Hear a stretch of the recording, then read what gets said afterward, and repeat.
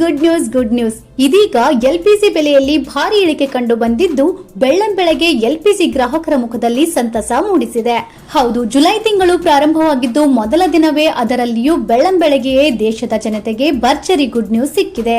ಹೌದು, LPG gas cylinder ಬೆಲೆಯಲ್ಲಿ ಮತ್ತೆ ಇಳಿಕೆ ಕಂಡು ಬಂದಿದ್ದು ಕಳೆದ ಜೂನ್ ತಿಂಗಳಲ್ಲಿಯೂ ಸಹ ಎಲ್ಪಿಜಿ ಬೆಲೆಯಲ್ಲಿ ಇಳಿಕೆಯಾಗಿತ್ತು.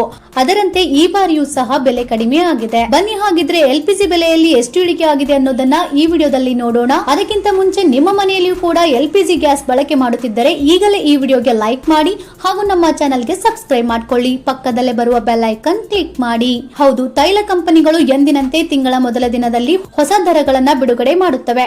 ಅದೇ ರೀತಿ ಈ ತಿಂಗಳು ಕೂಡ ಹೊಸ ದರಗಳನ್ನ ಬಿಡುಗಡೆ ಮಾಡಿವೆ. ಇದರ ಪ್ರಕಾರ 19 ಕೆಜಿ ವಾಣಿಜ್ಯ ಗ್ಯಾಸ್ ಸಿಲಿಂಡರ್ ಸುಮಾರು 60 ರೂಪಾಯಿಗಳಷ್ಟು ಅಗ್ಗವಾಗಿದೆ. ಅಂದರೆ ಹೋಟೆಲ್ಗಳು, ರೆಸ್ಟೋರೆಂಟ್ಗಳಂತಹ ಸ್ಥಳಗಳಲ್ಲಿ ಬಳಸುವ ಸಿಲಿಂಡರ್ಗಳು ಅಗ್ಗವಾಗಿವೆ. ಅದರಂತೆ ವಾಣಿಜ್ಯ ಎಲ್ಪಿಜಿ ಬೆಲೆ ಇಳಿಕೆ ಯಾವ ನಗರದಲ್ಲಿ ಎಷ್ಟಿದೆ ಅಂತ ನೋಡೋದಾದ್ರೆ ದೆಹಲಿಯಲ್ಲಿ 1665 ರೂಪಾಯಿ, ಮುಂಬೈಯಲ್ಲಿ 1616 ರೂಪಾಯಿ, ಕೋಲ್ಕತ್ತಾದಲ್ಲಿ 1769 ರೂಪಾಯಿ, ಇನ್ನು ಚೆನ್ನೈನಲ್ಲಿ 1823 ರೂಪಾಯಿ ಆಗಿದೆ. ಇನ್ನು ಗೃಹ ಬಳಕೆಯ ಸಿಲಿಂಡರ್ಗಳಿಗೆ ಸಬ್ಸಿಡಿಯನ್ನ ನೋಡೋದಾದ್ರೆ ಸರ್ಕಾರವು ಗೃಹ ಬಳಕೆಯ ಸಿಲಿಂಡರ್ಗಳಿಗೆ ನೇರ ಸಬ್ಸಿಡಿ ನೀಡುತ್ತದೆ. ಉದಾಹರಣೆಗೆ ಉಜ್ವಲ ಯೋಜನೆಯಡಿಯಲ್ಲಿ ಫಲಾನುಭವಿಗಳಿಗೆ 300 ರೂಪಾಯಿ ಕಡಿಮೆ ಬೆಲೆಯಲ್ಲಿ ಸಿಲಿಂಡರ್ ಸಿಗುತ್ತದೆ.